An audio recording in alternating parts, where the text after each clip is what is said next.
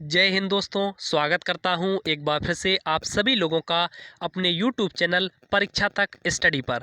तो आज के इस वीडियो के अंदर हम लोग डिस्कस करने वाले हैं पार्ट नंबर 12 को। तो आप लोगों की जानकारी के लिए बता दें, जो भी कैंडिडेट हमारे इस सीरीज के साथ में नए जुड़े हुए हैं तो उनकी जानकारी के लिए बता दूं, ये जो सीरीज चल रही है जिसका आज हम पार्ट नंबर 12 को डिस्कस करने वाले हैं, ये सीरीज है 10,000 प्लस क्वेश्चन सीरीज, यानी कि जो SSC GD के लिए स्पेशल सीरीज चलाई जा रही है उसका आज है पार्ट नंबर 12। इससे पहले इसके 11 पार्ट ऑलरेडी आ चुके हैं। अगर उन्हें भी आप लोग देखना चाहते हैं तो इसी वीडियो के डिस्क्रिप्शन बॉक्स में आपको लिंक दे दिया जाएगा, ठीक है। और साथ ही साथ अगर आप इस वीडियो की PDF पाना चाहते हैं तो मेरा जो टेलीग्राम चैनल है वो इसी वीडियो के डिस्क्रिप्शन बॉक्स में आप लोगों को मिल जाएगा। उस पर ज्वाइन करते ही आपको वहाँ पर टेलीग्राम पर आपको PDF भी प्रोवाइड करा दिया जाएगा, ठीक है। तो जो भी कैंडिडेट इस सीरीज के साथ में नहीं जुड़ पा रहे हैं तो आप लोग उनके पास शेयर जरूर कर दीजिएगा ये सीरीज, ताकि वो भी इस सीरीज के साथ में जुड़ सकें। तो आपकी एक और जानकारी के लिए बता दें, ये सीरीज अगर आप पूरी लगाते हैं तो मैं आपको निश्चित तौर पर गारंटी देता हूं, आपका SSC GD के साथ साथ आपका SSC MTS और एयरफोर्स और कोस्ट गार्ड भी कवर होने वाला है इस सीरीज के साथ में। क्योंकि इस सीरीज के अंदर आपको स्टैटिक GK, जनरल अवेयरेंस और आपका जनरल नॉलेज और इसके साथ ही करंट अफेयर्स और प्रीवियस ईयर के जो क्वेश्चन हैं वो भी आपके कराए जाते हैं इस सीरीज के साथ में, ठीक है। तो आप सभी लोगों को जोड़ लीजिएगा इस सीरीज के साथ में। जो भी इस सीरीज के साथ में नहीं जुड़ पाए हैं उनके पास एक एक बार शेयर आप लोग कर सकते हैं, ठीक है। तो चलिए आज का वीडियो शुरू करते हैं और देखते हैं आज किस प्रकार के प्रश्न हम आप लोगों के लिए लेकर आए हुए हैं। तो बात करते हैं पहले प्रश्न की। तो पहले प्रश्न में आपसे कहा गया है, आज़ाद हिंद फौज की स्थापना कहाँ हुई थी। आपसे पूछा गया है कि where was established Azad Hind फौज। तो आप में से कई सारे कैंडिडेट के बार बार जो कमेंट थे वो आ रहे थे कि ये जो सीरीज चल रही है इसको हिंदी और इंग्लिश दोनों लैंग्वेज में आप ज़रूर बताइएगा। तो आप लोगों को अब ये जो सीरीज मिलने वाली है ये हिंदी और इंग्लिश दोनों में आपको मिलने वाली है। तो बात करते हैं इस प्रश्न की। तो कह रहा था where was establish Azad Hind फौज। तो आज़ाद हिंद फौज की जो स्थापना होती है वो आपकी होती है 1943 में, यानी कि 1943 में इसकी स्थापना की जाती है। अब एक बात आपको यहाँ पर बताते चलूँ कि मोस्टली कैंडिडेट आप में से याद रखते हैं कि आज़ाद हिंद फौज की जो स्थापना होती है वो करते हैं सुभाष चंद्र बोस। बट आपको ध्यान रखना है कि आज़ाद हिंद फौज की जो स्थापना की जाती है वो रास बिहारी बोस जी के द्वारा की जाती है। लेकिन जब इसका पुनर्गठन किया जाता है वो किया जाता है सुभाष चंद्र बोस के द्वारा। तो आपको ध्यान रखना है, स्थापना रास बिहारी बोस जी के द्वारा की जाती है और इसका पुनर्गठन सुभाष चंद्र बोस जी के द्वारा किया जाता है, ठीक है। तो ये आपको जरूर से ध्यान रखना है। अब बात आती है इस प्रश्न की। कह रहा था स्थापना कहाँ पर हुई थी। तो ये स्थापना आपकी सिंगापुर में हुई थी। और ये जो आपकी आज़ाद हिंद फौज बनाई गई थी ये आपकी बनाई गई थी अंग्रेजों को भारत से भगाने के लिए, ठीक है। इसको भी आपको ध्यान रखना है, यानी कि इसका ये उद्देश्य था। तो ऑप्शन नंबर ए इस प्रश्न का हमारा राइट ऑप्शन हो जाएगा। चलिए देख लेते हैं अगला प्रश्न। तो क्वेश्चन नंबर 2 पर बढ़ने से पहले आप लोगों से मेरी एक एडवाइस रहेगी कि अगर आप मेरे चैनल पर पहली बार आए हुए हैं और आप तैयारी कर रहे हैं एयरफोर्स की, SSC GD constable, SSC MTS की या फिर रेलवे के किसी भी जोन की, तो आप लोगों को बता दें कि ये जो मेरा चैनल है इसको आप सब्सक्राइब जरूर मार लें। क्योंकि यहाँ पर आपको स्टडी के साथ साथ आपको ज़रूरी जो अपडेट होती है एग्जाम से रिलेटेड वो भी प्रोवाइड आपको सबसे पहले कराई जाती है और यहाँ पर आपको ऑफिशियल अपडेट दी जाती है। तो बात करते हैं प्रश्न नंबर 2 की।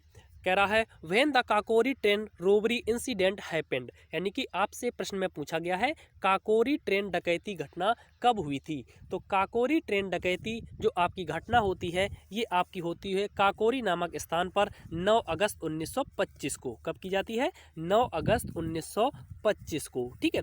और इसी घटना के तहत 29 लोगों को इसमें अभियुक्त यानी कि दोषी बनाया जाता है, जिसमें राम प्रसाद बिस्मिल, राजेंद्र लाहिड़ी, अशफाक उल्ला खां और रोशन लाल को इसमें इस घटना के तहत फांसी भी दी जाती है, ठीक है। तो बात आती है इस प्रश्न की। पूछा गया था डकैती की घटना कब हुई थी। तो ये आपकी 1925 में हुई थी, ठीक है। और इस प्रश्न से आपको एक करंट से रिलेटेड एक प्रश्न आपको और याद रखना है। अभी हाल ही में उत्तर प्रदेश सरकार ने काकोरी ट्रेन डकैती का नाम बदलकर अब रख दिया है काकोरी ट्रेन एक्शन। ठीक है, इस प्रश्न को भी आपको याद रखना है, इंपॉर्टेंट हो जाता है। चलिए देख लेते हैं अगला प्रश्न। क्वेश्चन नंबर 3 कह रहा है who was the first viceroy of India, यानी कि आपसे प्रश्न में पूछा गया है कि भारत के पहले वायसराय कौन थे। तो बात आती है भारत के पहले वायसराय की, तो वे आपके थे लॉर्ड कैनिंग। कौन थे? Lord Canning. जो और इनका जो कार्यकाल भारत में रहा था वो आपका रहा था 1856 से लेकर 1862 तक। ठीक है, और इन्हीं के कार्यकाल से दो प्रश्न आपके और बन जाते हैं, आपसे पूछे भी गए हैं। आपसे पूछा जाता है कि जो 10 मई 1857 की क्रांति जो शुरू हुई थी वो किसके शासनकाल में हुई थी? तो वो आपके लॉर्ड कैनिंग के शासनकाल में शुरू हुई थी। ठीक है, और इन्हीं के शासनकाल में आपके 1861 ईस्वी में इंडियन काउंसिल एक्ट भी पारित किया गया था। ठीक है, ये पॉइंट भी आपको याद रखने हैं। तो कह रहा था कि पहले वायसराय कौन थे, तो वो आपके हो जाएंगे लॉर्ड कैनिंग, यानी कि ऑप्शन नंबर बी इस प्रश्न के लिए इसका राइट ऑप्शन हो जाएगा। चलिए, तो वीडियो अगर आप लोगों को पसंद आए तो वीडियो को एक लाइक जरूर करिएगा, और जो भी इस सीरीज के साथ अभी तक नहीं जुड़ पाए हैं तो उनके पास इस सीरीज को शेयर जरूर करिएगा। ठीक है, क्वेश्चन नंबर 4 में आपसे कह रहा है क्षमादान की शक्ति किसके पास होती है। मोस्ट इंपॉर्टेंट प्रश्न, क्योंकि ये प्रश्न आपका एसएससी CHSL, एसएससी MTS और SSC GD एयरफोर्स में भी रिपीट कई बार देखने को ये प्रश्न हमें मिला हुआ है। तो कह रहा है क्षमादान की शक्ति तो ये दो लोगों के पास में होती है। अगर राज्य की बात की जाए तो वो हमारे राज्यपाल के पास में होती है, अगर देश की बात की जाए तो वो राष्ट्रपति के पास में होती है।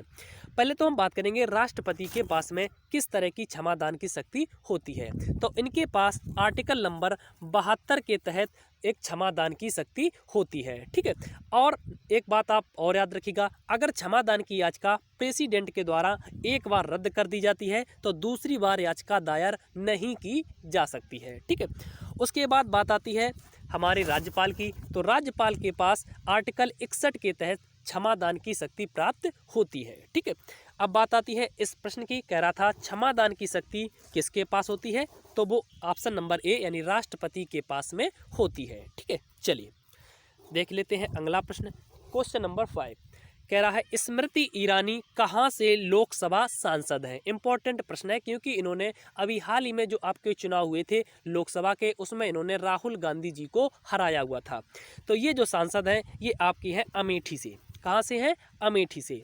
ऑप्शन नंबर ए देख ले तो लिखा हुआ है वाराणसी, तो वाराणसी से भारत के वर्तमान प्रधानमंत्री नरेंद्र मोदी जी लोकसभा से सांसद हैं। ऑप्शन नंबर बी देखें तो लिखा हुआ है लखनऊ, तो भारत के वर्तमान में रक्षा मंत्री राजनाथ सिंह लखनऊ से वर्तमान में सांसद हैं। ऑप्शन नंबर सी देखें तो लिखा हुआ है बरेली, तो बरेली से वर्तमान में जो सांसद है वो है संतोष कुमार गंगवार जी। ठीक है, तो इस प्रश्न का जो हमारा राइट ऑप्शन होगा वो होगा ऑप्शन नंबर डी। चलिए देखते हैं अगला question, question number 6। Question number 6 में आपसे कह रहा है दो देशांतर के बीच दूरी कितनी होती है, यानी what is the distance between two longitudes. तो दो देशांतर के बीच में जो दूरी होती है वो होती है आपकी 111 किलोमीटर। कितनी होती है?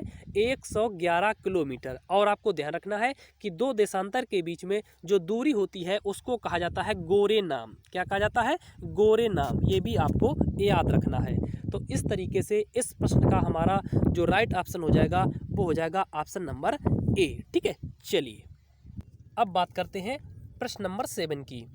आपसे कह रहा है which is the biggest waterfall in the world, यानी कि आपसे पूछा गया है इस प्रश्न में विश्व का सबसे बड़ा जलप्रपात कौन सा है, ये आपको ऑप्शन से बताना है।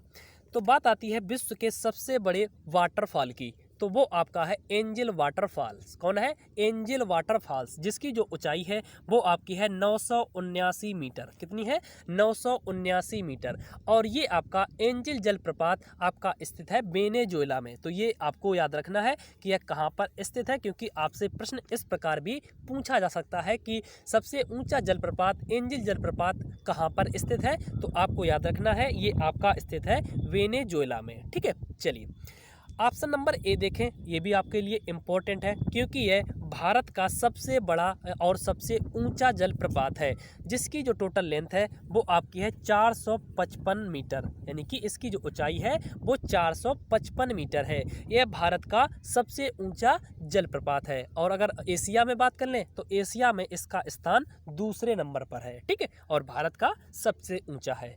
चलिए देख लेते हैं अगला प्रश्न, क्वेश्चन नंबर 8। तो वीडियो आप लोग अगर पसंद कर रहे हैं तो वीडियो को लाइक जरूर करिएगा, और चैनल पर पहली बार आए हुए हैं तो चैनल को सब्सक्राइब करना ना भूलिएगा। कह रहा है where is the Pushkar fair held, यानी कि आपसे इस प्रश्न में पूछा गया है पुष्कर मेला कहाँ पर लगता है।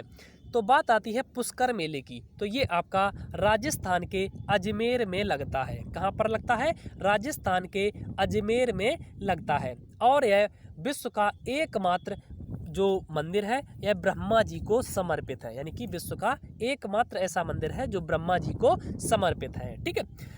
और अगर बात आती है ऑप्शन नंबर डी, लिखा हुआ जम्मू कश्मीर, तो जम्मू कश्मीर में भी एक जो मेला लगता है उसको आप याद रखिएगा, क्योंकि ये मेला आपसे पूछा जाता है क्षीर भवानी का मेला। तो आपको याद रखना है, अगर आपसे पूछ ले कि क्षीर भवानी का जो मेला है वो कहाँ पर लगता है, तो ये आपका लगता है जम्मू एंड कश्मीर में, ठीक है। चलिए देख लेते हैं अगला प्रश्न, क्वेश्चन नंबर 9। कह रहा है what is the India rank in world according to area, यानी कि प्रश्न में आपसे पूछा गया है क्षेत्रफल के हिसाब से भारत का विश्व में स्थान है, आपको एरिया के दृष्टिकोण से बताना है। तो वो आपका हो जाएगा 7वां। कौन सा हो जाएगा? 7वां। ये मैं आशा करता हूँ सभी को पता होगा कि भारत का स्थान 7वां है। तो अब हम बात करते हैं जो विश्व के जो 6 बड़े क्षेत्रफल के हिसाब से देश हैं वो कौन कौन से हैं। तो पहले नंबर पर आता है आपका रूस।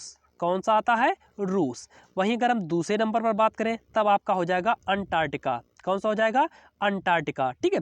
इसके बाद हम तीसरे नंबर पर अगर हम बात करें तब आपका हो जाएगा कनाडा। कौन सा हो जाएगा? कनाडा। अगर हम चौथे नंबर पर बात करें तब आपका चीन हो जाएगा। अगर हम 5वें नंबर पर बात करते हैं तब आपका अमेरिका यानी कि यूएसए हो जाएगा।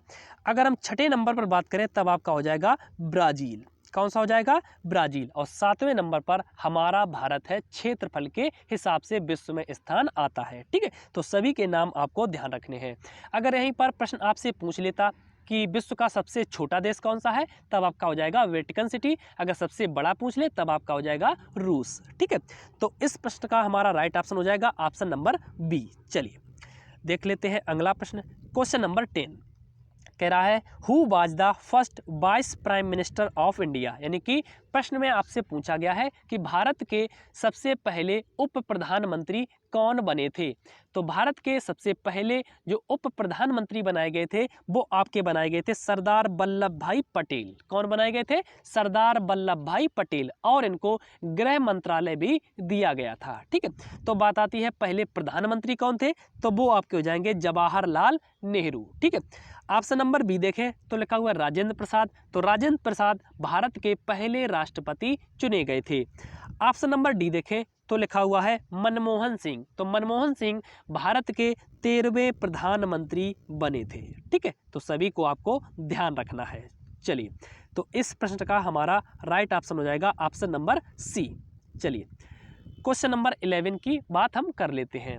कह रहा है when was the SBI bank established, यानी कि प्रश्न में आपसे पूछा जा रहा है कि जो एसबीआई हमारी बैंक है इसकी स्थापना कब की गई थी। तो बात आती है एसबीआई बैंक की, तो इसकी जो स्थापना होती है वो आपकी होती है 1 जुलाई 1955 ईस्वी को। कब होती है? 1 जुलाई 1955 ईस्वी को। और इसका जो वर्तमान में मुख्यालय है वो आपका मुंबई में स्थित है, ठीक है। और इसके बाद अगर हम बात करें इसके जो पहले गवर्नर बनाए गए थे वो कौन बनाए गए थे, तो वो बनाए गए थे जॉन मथाई। कौन बनाए गए थे? जॉन मथाई। और यही जॉन मथाई भारत के पहले रेल मंत्री भी बने थे, ठीक है। और इसके बाद वर्तमान में बात कर लें तो वर्तमान में जो एसबीआई के जो चेयरपर्सन है वो है 26वें नंबर के दिनेश खारा जी, ठीक है। सबसे पहले जॉन मथाई थे और जो वर्तमान में है वो दिनेश खारा जी हैं, ठीक है। चलिए, तो इस प्रश्न का जो हमारा राइट ऑप्शन हो जाएगा वो हो जाएगा ऑप्शन नंबर बी। ठीक है, और एसबीआई से 2 प्रश्न आपको और याद रखने हैं। अगर आपसे पूछ ले भारत से बाहर जो सर्वाधिक जो शाखाएं किस बैंक की हैं, तो वो हमारे स्टेट बैंक ऑफ इंडिया की हैं। ठीक है, और आपसे एसबीआई का पुराना नाम भी पूछा जाता है, तो याद रखिएगा imperial bank of India SBI का पुराना नाम है। ठीक है, चलिए देख लेते हैं अगला प्रश्न, क्वेश्चन नंबर 12। क्वेश्चन नंबर 12 में आपसे कह रहा है which state is largest productive state of kesar, यानी कि प्रश्न में आपसे पूछा गया है कि भारत का ऐसा कौन सा राज्य है जो सर्वाधिक केसर का उत्पादन करता है। तो सर्वाधिक जो केसर का उत्पादन करने वाला भारत का जो पहला राज्य है वो है हमारा जम्मू कश्मीर। कौन सा है? जम्मू कश्मीर, यानी कि ऑप्शन नंबर बी। ठीक है, एक प्रश्न आपको और याद रखना है केसर से। अगर आपसे पूछ ले जम्मू कश्मीर में जो केसर की जो खेती होती है उसको क्या कहा जाता है, तो उसको कहा जाता है करेबा। क्या कहा जाता है?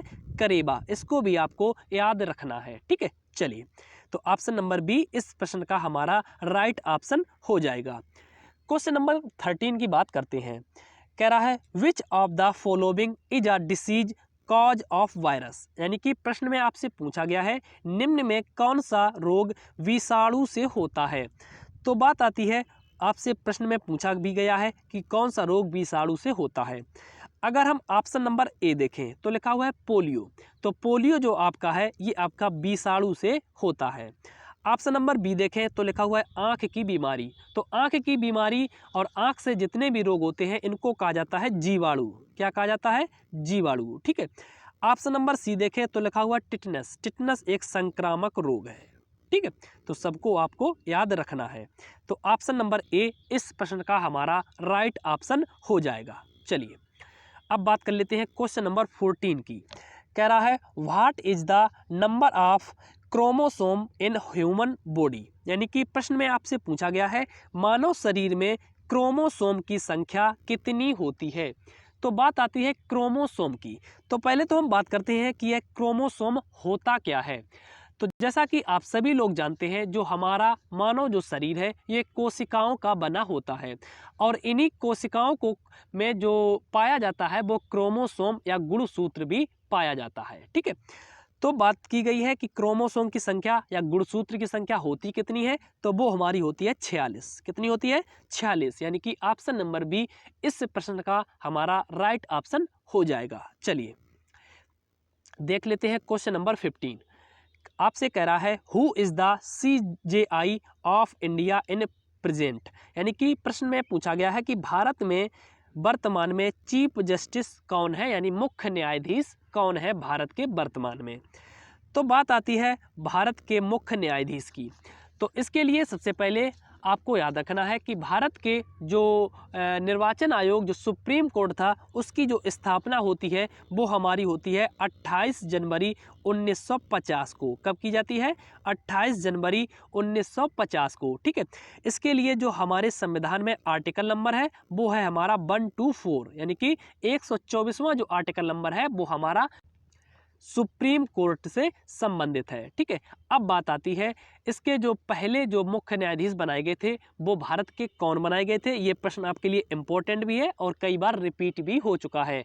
तो पहले जो भारत के मुख्य न्यायाधीश बनाए गए थे वो बनाए गए थे हीरालाल जे कानिया। कौन बनाए गए थे? हीरालाल जे कानिया।